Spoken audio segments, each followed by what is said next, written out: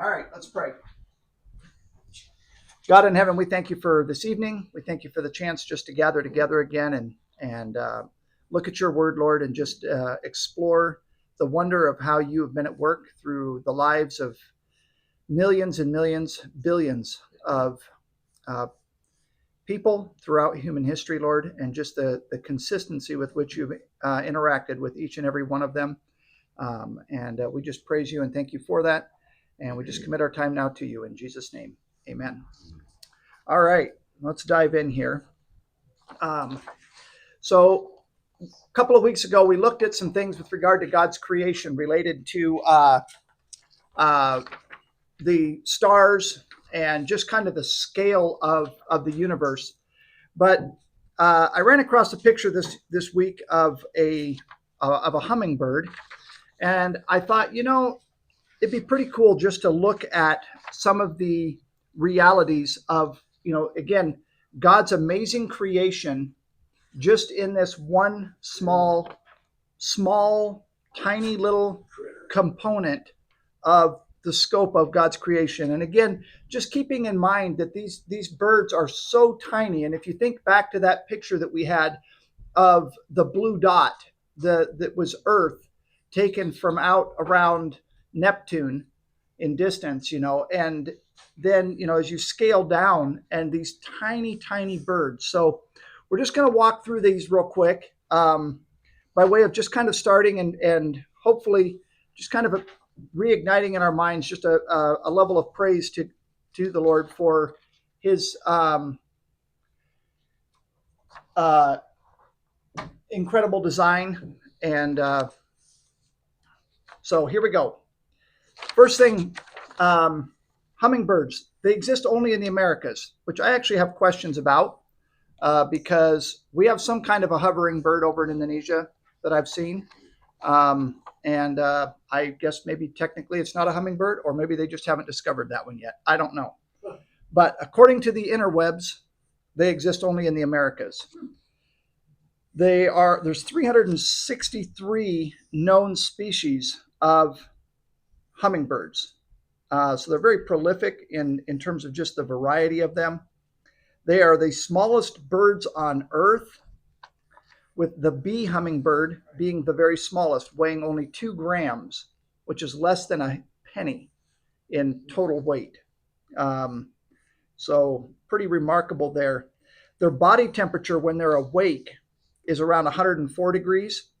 And yet when they're sleeping, it drops to as low as 38. They go into almost like a hibernation type state. I actually has a technical term. I forget what they call it. But I didn't know this, but they steal spider silk from spider webs to help bind the components of their nests together. And part of that is just because it helps hold the nest together. But the other part is that it allows the nest to expand as their little babies grow. So they build it initially for just typically 2 nests or 2 eggs that are roughly the size of a Tic Tac. And then as the babies hatch and they begin to grow, the nest expands. And again, just marveling for me, just thinking about like an egg the size of a Tic Tac, and all that's included in there, all the components are in there for a little baby hummingbird. It's just amazing. Their hearts beat at approximately 1,200 beats per minute or 20 beats per second. It's kind of like Just being on a bad day. kind of crazy just trying to think about that. They migrate as much as 4,000 miles each year back and forth. And the ruby-throated hummingbird flies 500 to 600 miles nonstop across the Gulf of America. Got to get the name right there. That's right. And but that's just amazing when you think about it, especially as we get a little further down and you find out that they only move about 30 miles an hour. And, the amount of food that they normally need, but during migration, they just make it work. So pretty remarkable to fly nonstop that far. They typically eat twice their weight in food daily. which if it was a 150-pound human would be the equivalent of eating 1,200 quarter-pounder patties every day. That's right. So pretty remarkable the amount of food consumption that they go through. Spiders also help them with their eating, as they are known to steal bugs that have been ensnared in spider webs. And they have the least amount of feathers out of any bird out there, with only about 940 feathers per hummingbird, compared to like a swan has 20,000 feathers. Their wings beat at between 720 and 5,400 times per minute when hovering, depending on the species. So some of them are a little faster than others, but still pretty incredible. They do not flap their wings like other birds, but they rotate them in a figure-8 motion, which is what allows them to hover and is what allows them to fly in reverse. And they're the only birds that can do that. Yeah.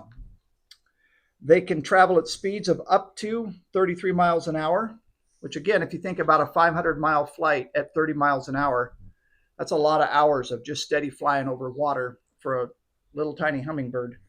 Now, the hummingbird will jump to the jet stream. There you go. And so it will catch those. There you go. That'll help out. Those winds. Their tongues have tiny grooves that function like pumps. When they're siphoning nectar out, it actually basically pumps it out. They can flex their tongues, and it essentially pumps the nectar back into their gullet. They have incredible memories. They return to the same areas every fall and spring, but often fly totally different routes to get there over these massive distances.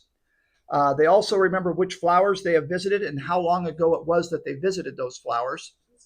And keep in mind that they're visiting on average 1,000 flowers a day.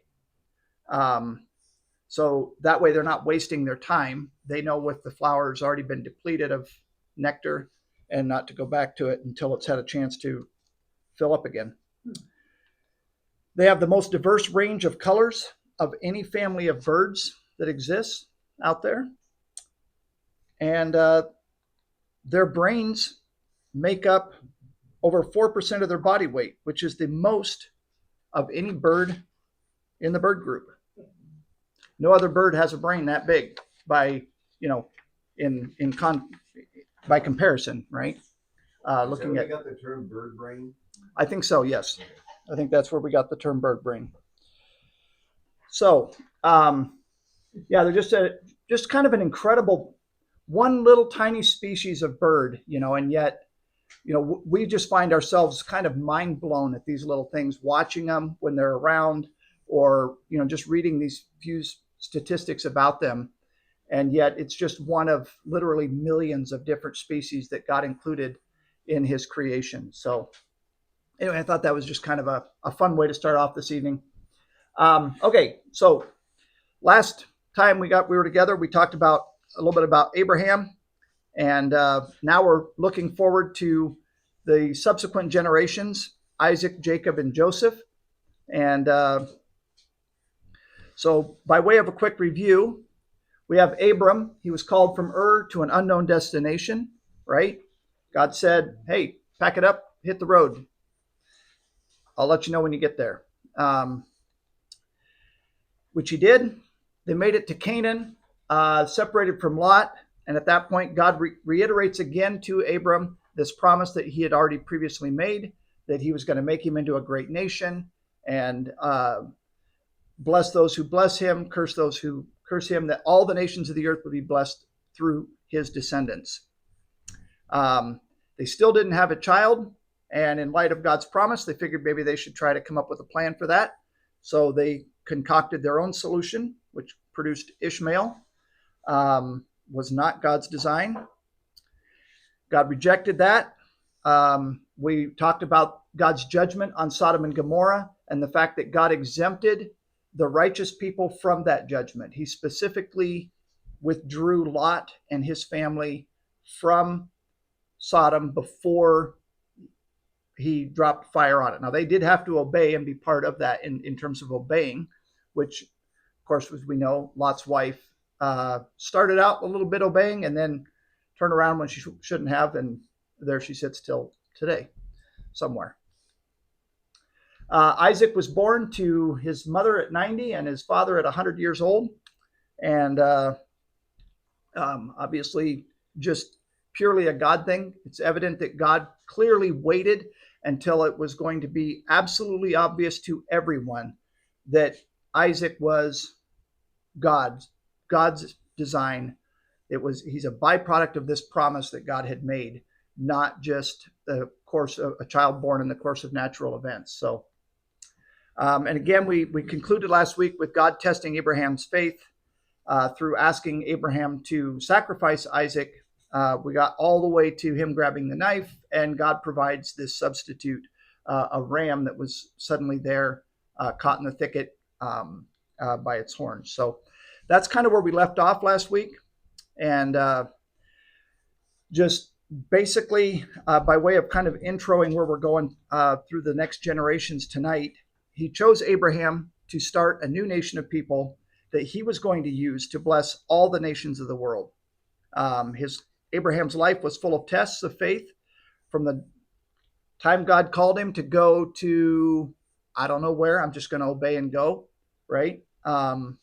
Years of trying to trust God and be faithful in that while they waited for this promised child, and then ultimately asked to sacrifice that child.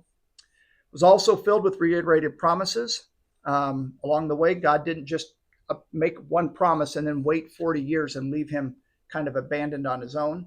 God continued to come back and reiterate over and over again these core tenets of this promise that he was making to Abraham. So, okay, we're going to pick up here in Genesis 25, verses 7 through 10. Abraham lived 175 years. Then Abraham breathed his last and died at a good old age, an old man and full of years, and he was gathered to his people. His sons Isaac and Ishmael buried him in the cave of Machpelah near Mamre in the field of Ephron, son of Zohar the Hittite, the field Abraham had bought from the Hittites. There Abraham was buried with his wife Sarah. So, interestingly, in the genealogies, we're not going to actually look at it, but just out of, kind of interestingly, Sarah's the only one whose age is listed when she died. She was 137. But none of the other women actually have ages attached to their lifespan. So just one of those kind of interesting things. So ultimately, he lived to be 127,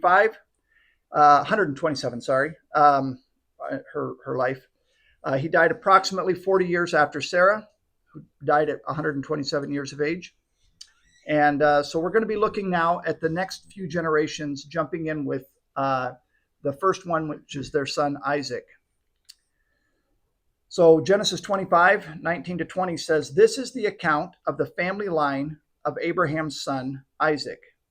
Abraham became the father of Isaac, and Isaac was 40 years old when he married Rebekah, daughter of Bethuel, the Aramean, from Padan Aram, and the sister of Laban, the Aramean."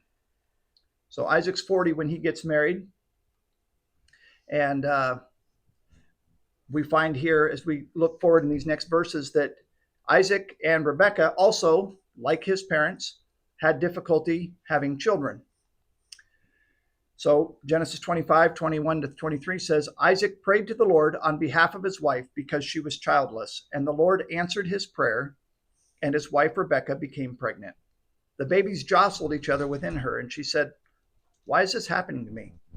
So she went to inquire of the Lord. And the Lord said to her, 'Two nations are in your womb, and two peoples from within you will be separated. One people will be stronger than the other, and the older will serve the younger.'" Interesting verses here. It's important to note that Isaac obviously had also learned to trust the Lord with things that came up in his life. And because his wife is having difficulty, he goes to the Lord about it. He's praying to God about it instead of, trying to generate children through some other cockamamie plan like his parents did, um, he's taken it to the Lord. Also, when she became pregnant and wasn't sure what was happening, Rebecca too asked God, went and sought the Lord about what's going on here. Like this is not normal. I'm thinking this wasn't standard baby kicking. This was something really unusual. And God honored this. He obviously honored both of their interactions with him, and he explained the twins in her womb were already not getting along. So bottom line is only the beginning. You're about to have twins, and they are not going to get along together. And the older is going to serve the younger, which is complete flip flop from their normal cultural dynamics there. So Genesis 25:24-26 says, when the time came for her to give birth, there were twin boys in her womb. The first to come out was red, and his whole body was like a hairy garment. So they named him Esau. After this, his brother came out with his hand grasping Esau's heel. So he was named Jacob. Isaac was 60 years old when Rebekah gave birth to them. So they had been married for 20 years before they had these two children. Right? Fast forward a number of years, and we have this account where Esau's out hunting. He comes back. He's starving, hungry. Jacob's been hanging out there cooking up a vicious bowl of stew. It's looking mighty tasty. Esau's stomach's growling. It's like, hey, give me some stew here. And Genesis 25 tells us that when Jacob was cooking some stew one time, Esau came in from the open country famished. And he said to Jacob, quick, let me have some of that red stew. I'm famished. That is why he was also called Edom. And Jacob replied, first, sell me your birthright. So, being very hungry, Esau wanted some of the food that Jacob was cooking, and in return, Jacob asked Esau to trade something, his birthright. I mean, it was kind of a crazy ask, an opportunistic probably moment really on Jacob's part. But when he asked for his birthright, Jacob understood what was being asked of him. He wasn't clueless about this. It was worth a whole lot more than a bowl of soup. But while he should have valued his birthright and should have said, no freaking way, no way. You're not, that's ridiculous. I'll go find food somewhere else. He didn't. And it's obvious that Esau really didn't place much value on this. He just, it wasn't something that he saw to be of high value. And so he agreed to this. He says, look, I'm about to die. Esau replies, what good is the birthright to me? But Jacob said, swear to me first. I kind of have this mental picture of Jacob sitting there holding a bowl and a ladle. And he's like, no, you gotta promise right here, right now. And then the soup goes in the bowl. So he swore an oath to him, selling his birthright to Jacob. Then Jacob gave Esau some bread and some lentil stew. He ate and he drank, and then he got up and left. So Esau despised his birthright. This is the reality. He placed no value on this whatsoever. In the culture of the day, being the firstborn son in any family was an extremely important element in their society. The firstborn had a very special role to play in the family. In Abraham's family, given the promises that had been made, it should have been even more important, right? Because those promises were going to be passed down from father to firstborn son, etc. And so for Esau to treat his birthright as unimportant really shows that fundamentally he didn't personally care about all these promises from God to his father and his grandfather that undoubtedly had been relayed to him. I mean, he undoubtedly has heard these stories, right? They were promises that were passed to his father Isaac and should have gone to him and he instead basically traded it off for a bowl of soup that was probably gone in, less than 10 minutes. As the years went by, Esau realized the birthright he had traded to his younger brother for a bowl of stew was actually something to be valued. And he's angry with Jacob. Jacob provoked his brother, so Esau's anger grew even hotter.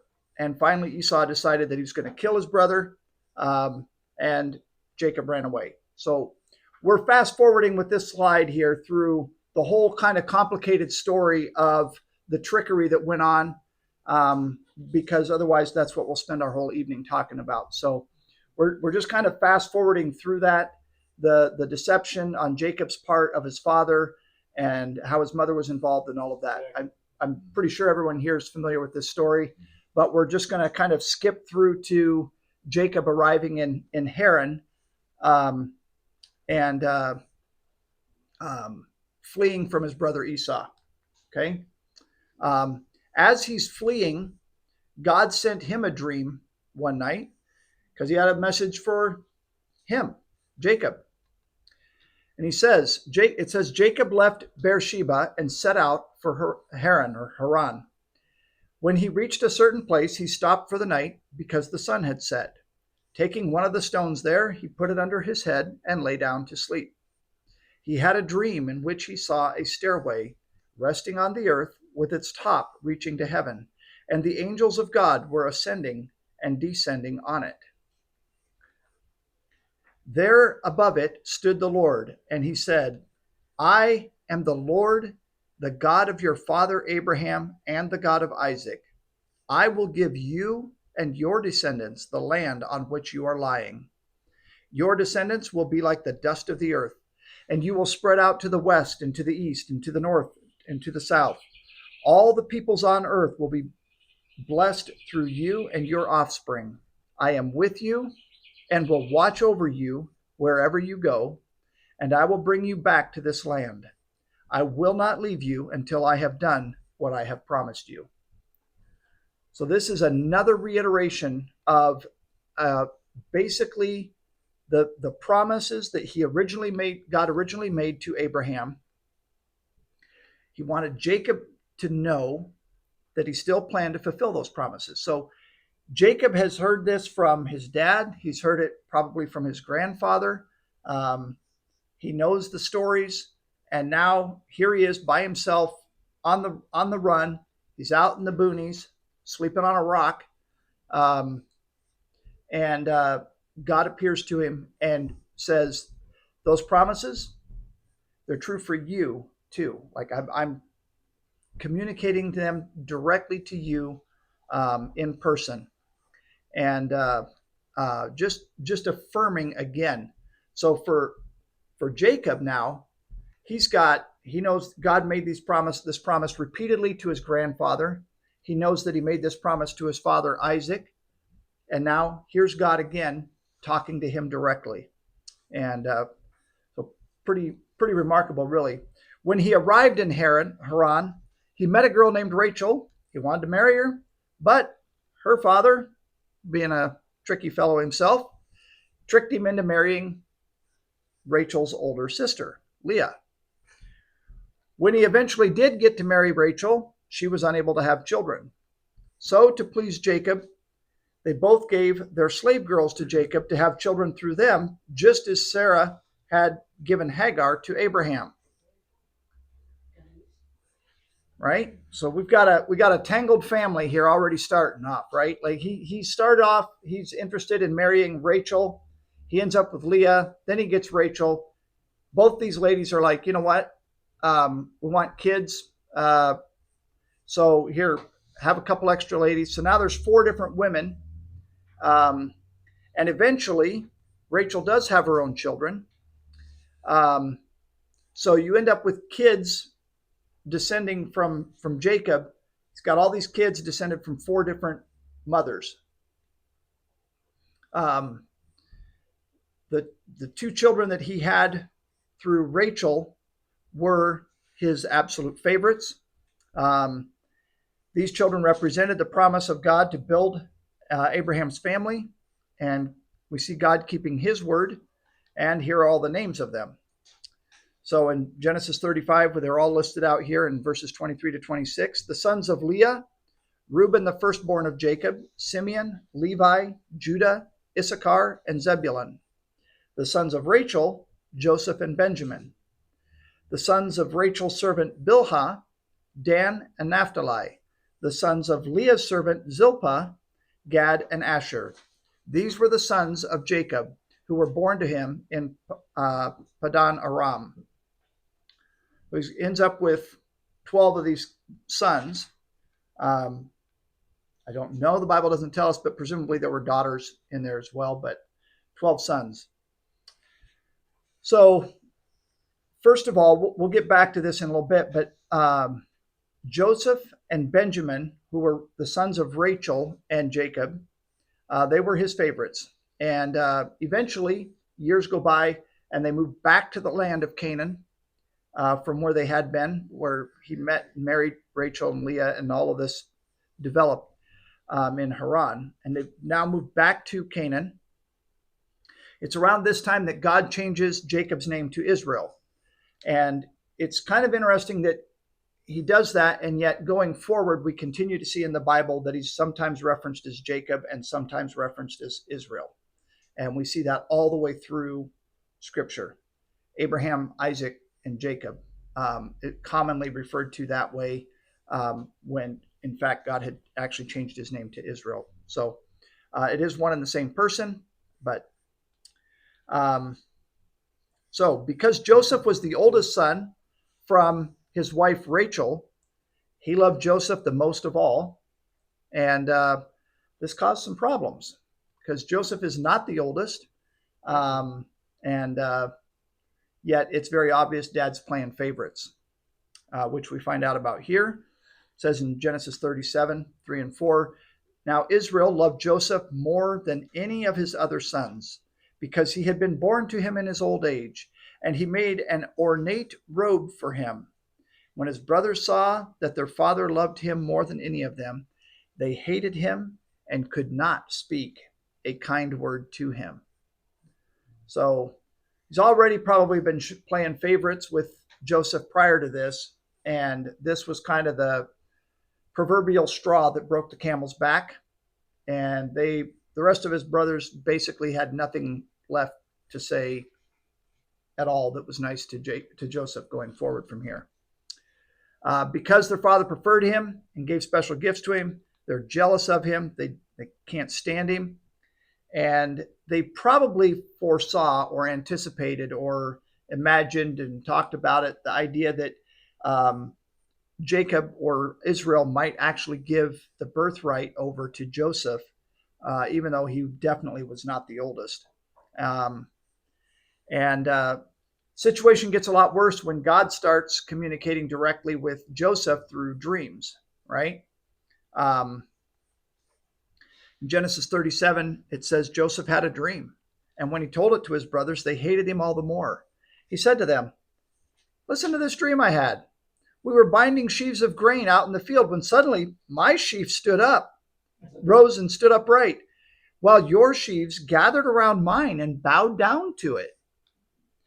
His brothers said to him, do you intend to reign over us? Will you actually rule us? And they hated him all the more because of his dream and what he had said. So we'll just look at the one dream tonight. There was a second dream that basically amounted to the same thing, except that it included his father and mother in the context of it. But bottom line is, this is just fuel on the fire. His brothers just they can't stand him. And it really appeared from these dreams that he's relaying to them that God was telling Joseph he was going to rule over all of them, even though he's one of the younger brothers. And at some point, this boils over completely. Jacob sends Joseph to go check on his brothers, and they see him in the distance. And before he reached them, they plotted to kill him.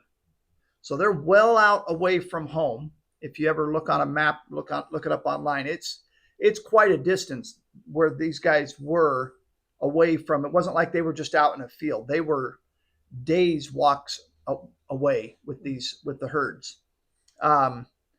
And so they've got this chance. They're well away from home, can't stand this guy, and they're like, you know what? Well, how about we just take care of this once and for all? We'll all be part of it. Nobody can blame each other. Everybody's got skin in the game. No one can snitch, type of a deal. Here comes that dreamer, they said to each other. Come now, let's kill him and throw him in one of these cisterns and say that a ferocious animal devoured him. Then we'll see what comes of his dreams. So they basically have hit a point. It's the 10 brothers, doesn't include Benjamin here. And they're just refusing to acknowledge that maybe these dreams are actually originated from God. And they're basically looking to try to squash that. We're going to try to take this over. So in the end, they didn't kill him before they threw him in the cistern. They throw him in alive. Has Benjamin been born? What's that? Was Benjamin born when he was? Well, I believe so, because Joseph knew about Benjamin, as we see later. Right. So when Reuben heard them all talking about this, Reuben is the oldest. He tried to rescue him from their hands. No, let's not take his life, he said. Don't shed any blood. Throw him in this cistern here in the wilderness, but don't lay a hand on him. Reuben said this to rescue him from them and so to take him back to his father. So when Joseph came to his brothers, they stripped him of his robe, the ornate robe he was wearing, and they took him and threw him in the cistern. The cistern was empty and there was no water in it. So they drop him down this dry well. And we'll keep going on with the story here. As they sat down to eat their meal, so basically they chuck him in the hole. They're probably sitting there listening to him, yelling at him.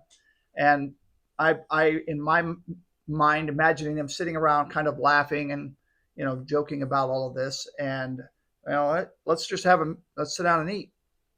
So as they sit down to eat their meal, they looked up and saw a caravan of Ishmaelites coming from Gilead. Their camels were loaded with spices, balm, and myrrh, and they were on their way to take them down to Egypt. And Judah says to his brothers, what do we gain if we kill our brother and cover up his blood? Come on, let's sell him to the Ishmaelites and not lay our hands on him. After all, he is our brother, our own flesh and blood. And his brothers agreed. So when the Midianite merchants came by, his brothers pulled Joseph up out of the cistern and sold him for 20 shekels of silver to the Ishmaelites who took him to Egypt. Then they got Joseph's robe, slaughtered a goat, and dipped the robe in the blood. Then they took the ornate robe back to their father and said, we found this. Examine it to see whether it is your son's robe. He recognized it and said, it is my son's robe. Some ferocious animal has devoured him. Joseph surely has been torn to pieces. And then Jacob tore his clothes, put on sackcloth, and mourned for his son many days. All his sons and daughters came to comfort him, but he refused to be comforted. No, he said, I will continue to mourn until I join my son in the grave. And so his father wept for him. Again, if you look on a map at some point, take a look at it. This trip that Joseph took with these Ishmaelite slave traders and wheelers and dealers was not a short journey. It was a long walk to Egypt from where this occurred. Were they on the southern end of Egypt, down in that southern tip? No, they were up towards northern Israel. So they were in Dan, up towards the top. Yeah. Okay. Meanwhile, the Midianites sold Joseph in Egypt to Potiphar, one of Pharaoh's officials, the captain of the guard. First indication here that, when you get to the slave, I don't know how they were doing slave sales there in Egypt at the time. I'm assuming it's some kind of like an auction type deal.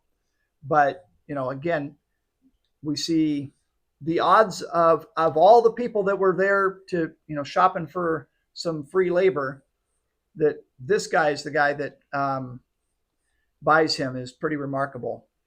Now, Joseph had been taken down to Egypt. Potiphar, an Egyptian, who was one of Pharaoh's officials, the captain of the guard, bought him from the Ishmaelites who had taken him there.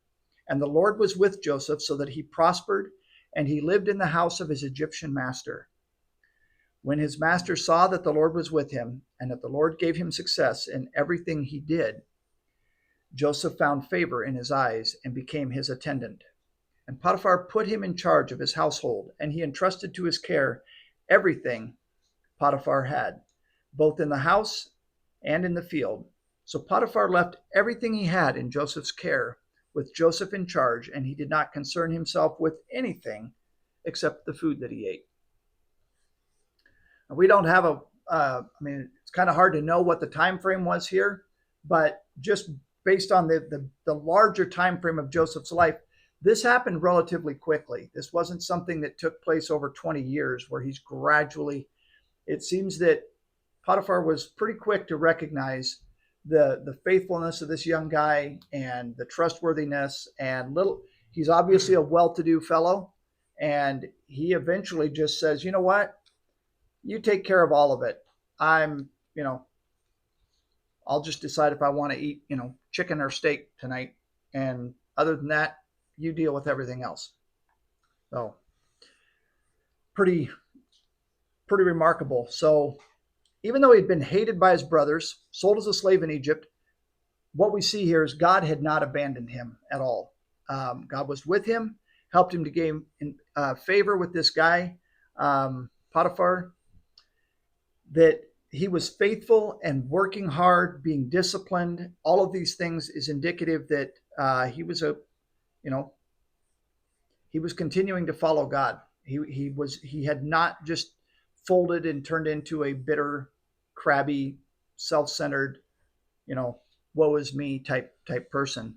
And ultimately he ends up overseeing all of Potiphar's affairs, which is really, when we think about it, if you think about it from Joseph's perspective, there's some shocking transitions here in his life. I mean, he goes from being the favored, pampered son to a slave bought and sold.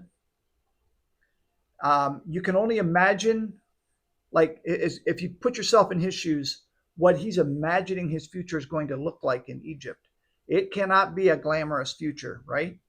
He knows where he's headed. But he's actually bought by this well-to-do guy.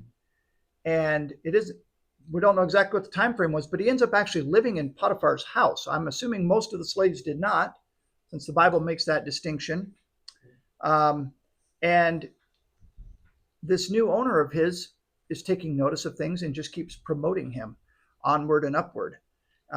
What a, dynamic change in this young man's life.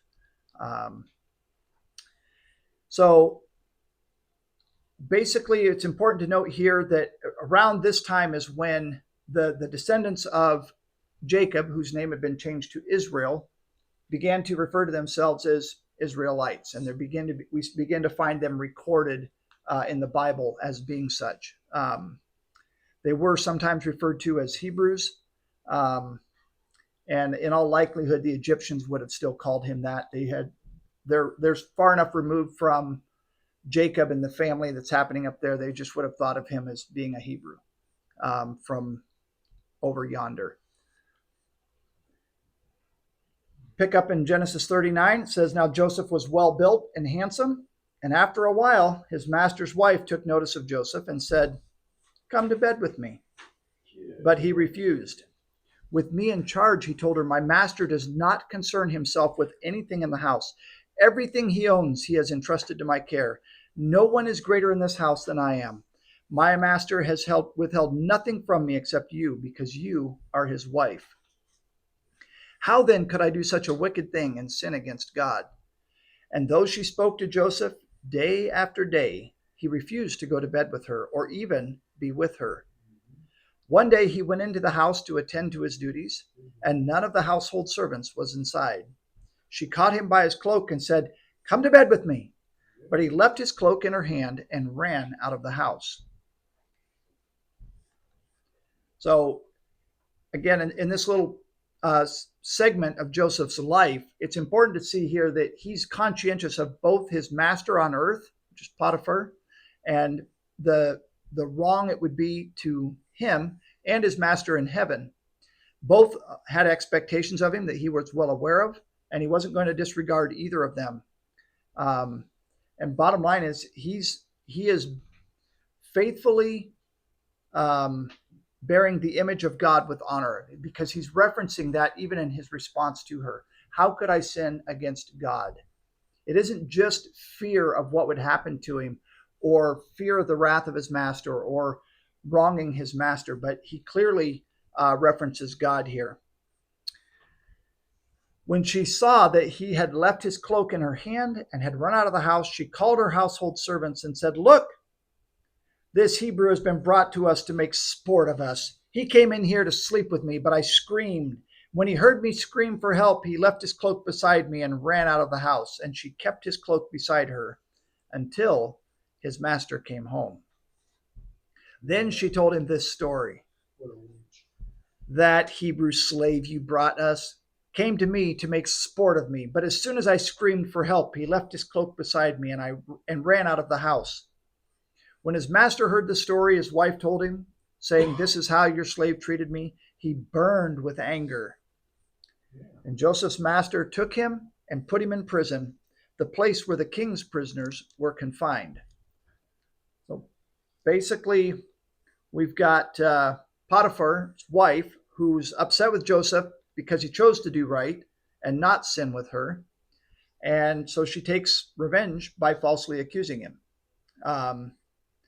And probably to cover her own tail a little bit on this whole thing. It was totally unwarranted, it's totally unjust, and it's totally unfair, right? I mean, there's no way around this. He's done nothing wrong. He's locked up in a prison. It's interesting that it says that it's the prison where Pharaoh put his prisoners. I'm assuming it's a supermax prison, basically. Probably not, the prison you ask the judge to send you to. So it says in 39, "But while Joseph was there in the prison, the Lord was with him, and he showed him kindness and granted him favor in the eyes of the prison warden. So the warden put Joseph in charge of all those held in the prison, and he was made responsible for all that was done there. The warden paid no attention to anything under Joseph's care, because the Lord was with Joseph and gave him success in whatever he did." Another, really remarkable, like, who'd have thunk it? You get dumped in this prison, and again, within a relatively short amount of time, God is at work here. God is orchestrating this and giving Joseph favor in this warden's eyes. And little by little, I mean, you think about the level of trust for this warden to just be like, "You know what? You deal with all that," when he knows his own neck is on the line, right? Undoubtedly, with this kind of thing. That's pretty bizarre. That's a God thing. That's not just just a guy who builds relationships really well. That it's why the verses say there very clearly it was a. If I recollect in the study previous that I'd done, that this was all in about an 8-year period of time, if I remember correctly. Yeah, it happens fairly quickly. Yes, all of it. From the whole time he goes. The Bible doesn't really record specific time frames and stuff, but we know it is relatively quick.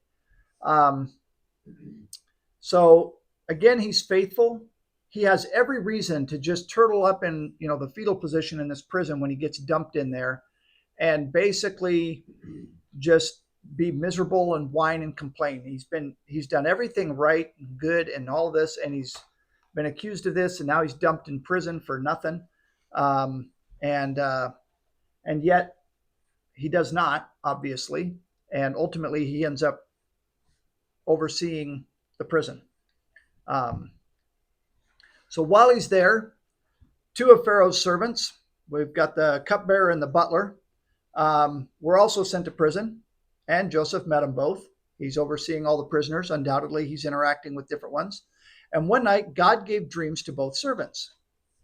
Later, God also helped Joseph interpret their dreams for him, and the interpretations that God gave him came true, which was one survived and one didn't. The one that survived was going to get restored back to his job. The other one got the axe. So the one that was freed from prison returned to work for Pharaoh, but after his life returned back to normal, he totally forgot about Joseph and the whole thing. He just kind of got back to doing life and trying not to end up in prison again. I assume. I think that was probably the focus of his every day. Was whatever he had done the first time to end up landing him in prison. Don't do that again. So Pharaoh's the king of all of Egypt, and he also thought of himself as being a god, one of the many gods who that were worshipped by the Egyptians. Here we come again with another round of dreams. God gave Pharaoh a dream that he didn't understand. It's probably somewhat embarrassing for him because he didn't know what it meant, and so he asked his wise men to give him the meaning. And his wise men, too, were unable to explain it to him. And it was then that the important servant, this feller that had been freed from prison, remembered how Joseph had helped him. So he tells Pharaoh, excuse me, I actually had the same thing experience. And this guy, he told me my dream and it came true. He was right. He was completely right. So Pharaoh sent for Joseph, and he was quickly brought from the dungeon. Dungeon, not a nice place. When he had shaved and changed his clothes, he came before Pharaoh. And Pharaoh said to Joseph, I had a dream, and no one can interpret it. But I have heard it said of you that when you hear a dream, you can interpret it. I cannot do it, Joseph replied to Pharaoh, but God will give Pharaoh the answer he desires. So he's plucked out of this dungeon. He's just doing his daily routine. You got to think this is a dark, nasty, smelly, not a nice place. He's just overseeing kind of like the lowest of the low in society. And all of a sudden, there's probably a rush of guards. Which one of these guys is Joseph? That one there. Grab him, snatch him out of there. Man, you stink. You're a hairy bugger too. Let's get you shaved and showered and some new duds because you're headed off to go see Pharaoh. And I mean, wow, another one of these just bam, out of the blue developments in Joseph's life. Pharaoh makes it very easy for Joseph to take credit and assert himself. I mean, this is your golden chance. This is the chance that maybe you could, somehow gain a little favor with Pharaoh and get out of prison. But he doesn't. He is very quick to say, nope, I can't interpret nothing. But God can, and he will.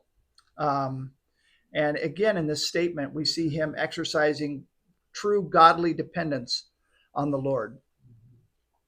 So Pharaoh said to Joseph, in my dream, I was standing on the bank of the Nile, when out of the river there came up 7 cows, fat and sleek, and they grazed among the reeds. And after them 7 other cows came up, scrawny and very ugly and lean. I had never seen such ugly cows in all the land of Egypt. And the lean, ugly cows ate up the 7 fat cows that came up first. But even after they ate them, no one could tell that they had done so.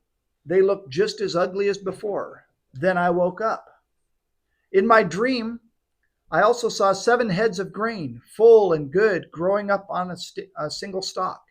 And after them, 7 other heads sprouted, withered and thin and scorched by the east wind. The thin heads of grain swallowed up the 7 good heads. I told this dream to the magicians, but none of them could explain it to me. So again, what we're seeing here is this is God orchestrating events. Again, God faithfully working things out according to his plan, including with a heathen guy named Pharaoh, right? So Joseph, God gives him the ability to understand them and to be able to explain it to Pharaoh. So Joseph responds to Pharaoh and he says, the dreams of Pharaoh are one and the same. Again, key sentence here. God has revealed to Pharaoh, it's God doing this, what he is about to do. The 7 good cows are 7 years, and the 7 good heads of grain are 7 years. It is one and the same dream. The 7 lean, ugly cows that came up afterward are 7 years, and so are the 7 worthless heads of grain scorched by the east wind.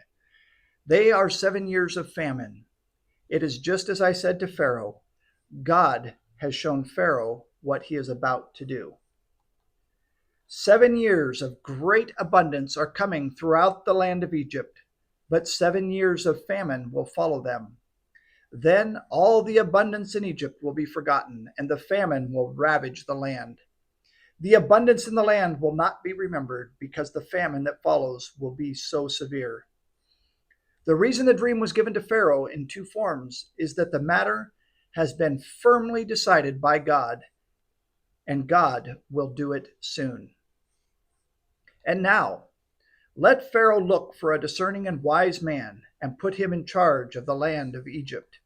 Let Pharaoh appoint commissioners over the land to take 1/5 of the harvest of Egypt during the 7 years of abundance. They should collect all the food of these good years that are coming and store up the grain under the authority of Pharaoh to be kept in the cities for food. This food should be held in reserve for the country to be used during the 7 years of famine that will come upon Egypt, so that the country may not be ruined by the famine.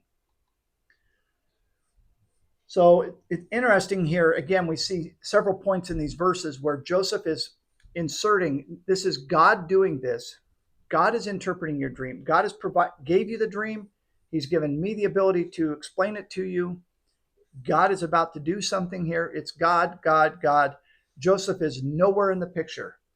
It's so easy with human nature for us to say, yeah, God did all this and this and this, and then I, well, what I could, just that little inserting of myself, but we see none of that here in this account. That's really quite detailed regarding Joseph's interaction here. And God also equipped Joseph with a clear understanding of what to do. He gives him this clear insight into what is the logical solution here.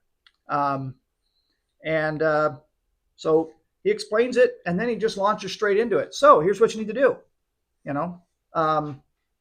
I'm assuming that's probably wasn't normal protocol in the court of Pharaoh for people to come in and just start telling Pharaoh what he ought to do.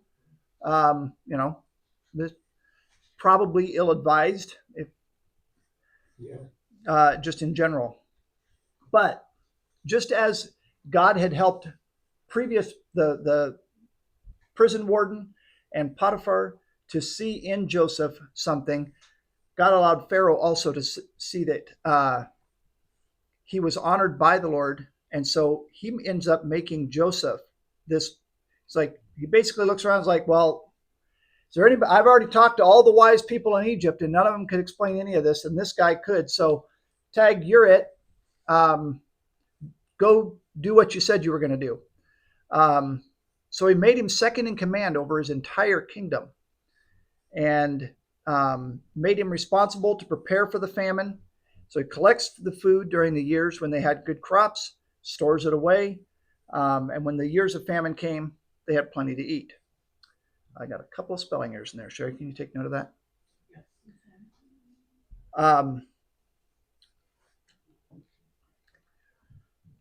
When the famine had spread over the whole country, Joseph opened up the storehouses and he sold grain to the Egyptians, for the famine was severe throughout Egypt, and all the world came to Egypt to buy grain from Joseph because the famine was severe everywhere. So they've built massive warehouses and stacked up enormous quantities of food, and people are coming and they're starving effectively, and they're emptying their pocketbooks, buying grain. And it isn't only in Egypt. We see here that it's the entire region of the Middle East here has basically been hit by this thing. And Egypt is the only one that's positioned to have food because of this solution that God gave Joseph. So we'll pick up here. Israel's sons were among those who went to buy grain. It's hitting hard over in Canaan land too, this famine. They're hard up. Everybody everywhere knows that the only place you can go to get food is Egypt. So they head for Egypt. for the famine was in the land of Canaan also. Now Joseph was the governor of the land, the one who sold grain to all its people. So when Joseph's brothers arrived, they bowed down to him with their faces to the ground. And as soon as Joseph saw his brothers, he recognized them, but he pretended to be a stranger, and he spoke harshly to them. "Where have you come from?" he asked. So he spots them immediately. Presumably they look a lot like they did when he last saw them, maybe with a few more wrinkles. But they're dressed the same. They look the same. Joseph, on the other hand, has gone through quite a transformation. He's probably sitting there on a gold chair, bedecked in jewels and gold, and servants all around and all of that. So he recognizes them. They don't recognize him at all. So he decides that he's going to test them. And again, we're going to kind of fast forward through this because, as you probably know, it was kind of a multi-stage process where he keeps kind of doing a little something and they come back, and do a little something and they come back. So ultimately, though, he creates a pretense for keeping his younger full brother, Benjamin, in Egypt. And it really seems that he wanted to see if his half-brothers were still the same as what they had been, if they would allow Benjamin to remain in prison in Egypt, or if they had changed their hearts and would try to convince Joseph to let him return to their father. So, in order to see what would happen, he accuses his full brother Benjamin of being a thief, specifically stealing his personal silver goblet, and threatened to keep him in Egypt permanently. But one of his older half-brothers spoke for the others and appealed to Joseph. And he says, "So now, if the boy is not with us when I go back to your servant, my father, and if my father, whose life is closely bound up with the boy's life, sees that the boy isn't there, he will die. Your servants will bring the gray head of your father down to the grave in sorrow. Your servant guaranteed the boy's safety to my father. I said, if I do not bring him back to you, I will bear the blame before you. My father, I will do it all my life. Now then, please let your servant remain here as my lord's slave in place of the boy, and let the boy return with his brothers. How can I go back to my father if the boy is not with me? No, do not let me see the misery that would come on my father." So Judah, this is the brother that's speaking here, he basically is like, please, anything but that. Anything. I lock me up, turn me into a slave here in Egypt, do what you want with me. I can't go back and face my dad and live out the rest of his life with him. So it's at this point that Joseph, he's no longer able to keep pretending to be a stranger. And it says in 45, 1-3, Joseph could no longer control himself before all of his attendants, and he cried out, "Have everyone leave my presence." So there was no one with Joseph when he made himself known to his brothers. And he wept so loudly that the Egyptians heard him, and Pharaoh's household heard about it. And Joseph said to his brothers, "I am Joseph. Is my father still alive?" But his brothers were not able to answer him because they were terrified at his presence. Just imagine, right? He's gonna die. When he says this to them, like, try to put yourself in their shoes. They're like, this has been a ongoing process, and all of a sudden he says, "It's me, ta-da!" Oh. And I mean, they don't know what to expect. They're undoubtedly confused. They're in shock. They're probably disbelieving, like, how is this can't possibly be? And they're terrified. The Bible says they are absolutely terrified. So we're going to see how Joseph responds to the situation. Again, he is in a position of consummate power over them. I mean, he literally has only to snap his fingers and they're done. He could have them executed. He could have anything. In every way imaginable, he has power over them.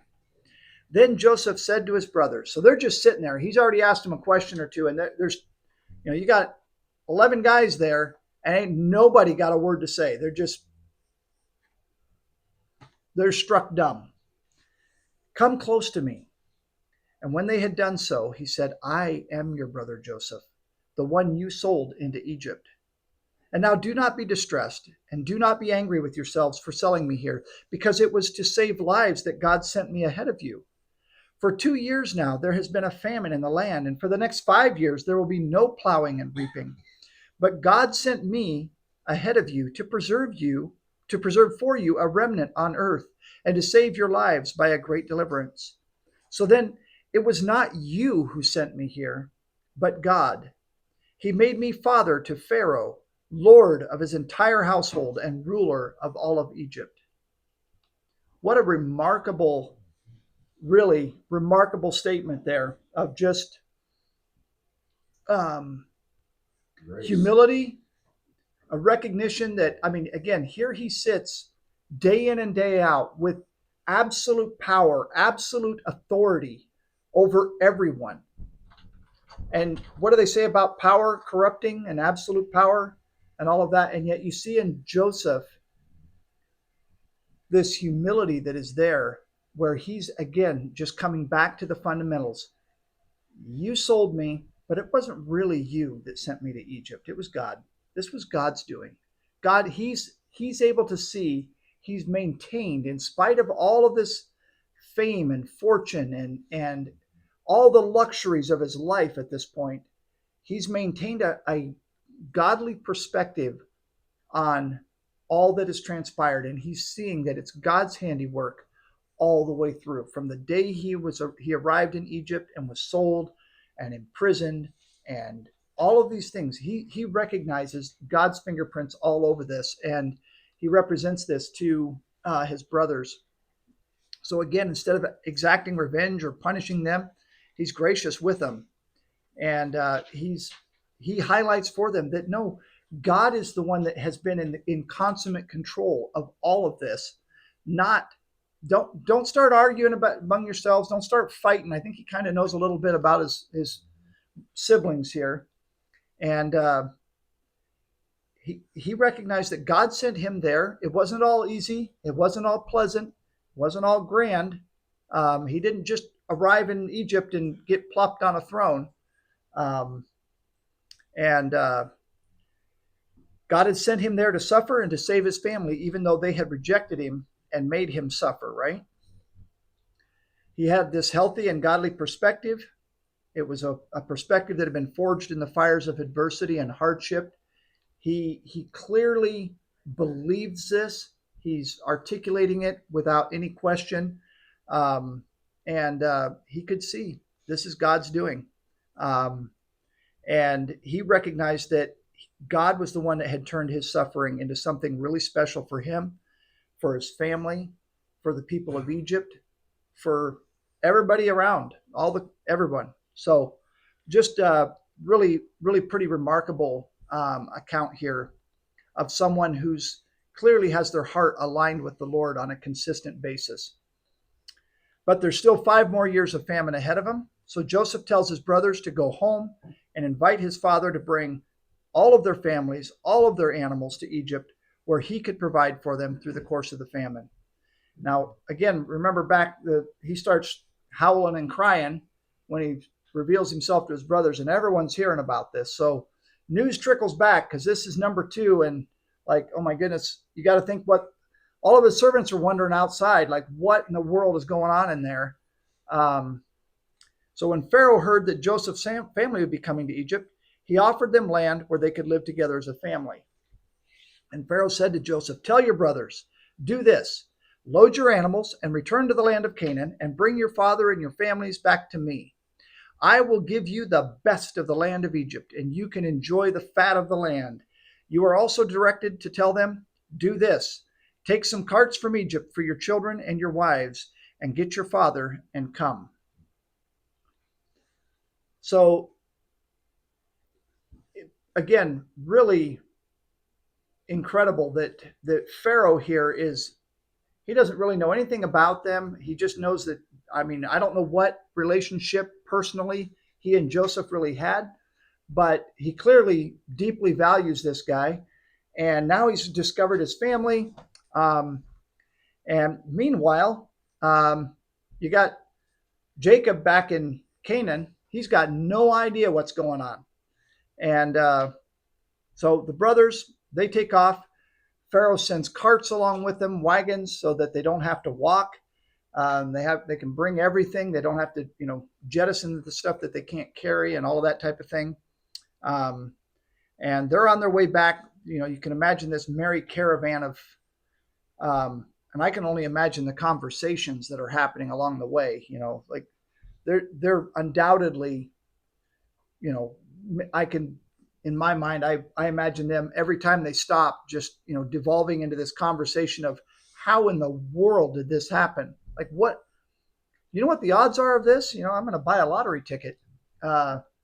Anyway, Genesis 45 picks up here, says, so they went out of Egypt and came to their father Jacob in the land of Canaan, and they told him, Joseph is still alive. In fact, he's the ruler of all Egypt. Jacob was stunned, and he did not believe them.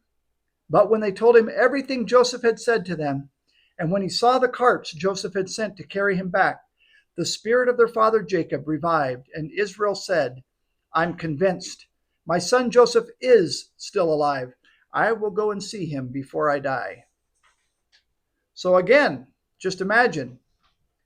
The brothers got to confess here. This is the point where they got to come clean about how Joseph ended up in Egypt, right? That's pretty much a given. There's no way around this. There's no way that Jacob goes to Egypt and doesn't have a conversation with Joseph about, which animal was it that got you, and how did you end up in Egypt? Why didn't you come home, right? I mean, there's no way around this. They've got to come clean on this. The Bible doesn't really relay that part of the conversation for us, but we know it had to have happened. He's got, confusion, shock, disbelief.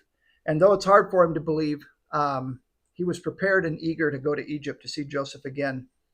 But it's interesting in these verses that we're going to look at here, he stops to offer sacrifices to the Lord, and God reassured him that he is doing the right thing. It says that Israel set out with all that was his, and when he reached Beersheba, he offered sacrifices to the God of his father Isaac. And God spoke to Israel in a vision at night and said, Jacob, Jacob. Here I am, he replied. I am God, the God of your father, he said. Do not be afraid to go down to Egypt, for I will make you into a great nation there. I will go down to Egypt with you, and I will surely bring you back again. And Joseph's own hand will close your eyes. Then Jacob left Beersheba, and Israel's sons took their father Jacob and their children and their wives in the carts that Pharaoh had sent to transport him.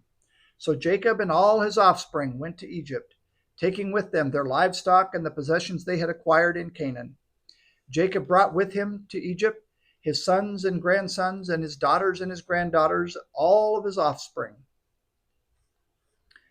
As Jacob was worshiping the Lord and demonstrating his continued obedience and dependence on God, God responds to that and speaks to him and reassures him, I'm in control of all this. I've got this.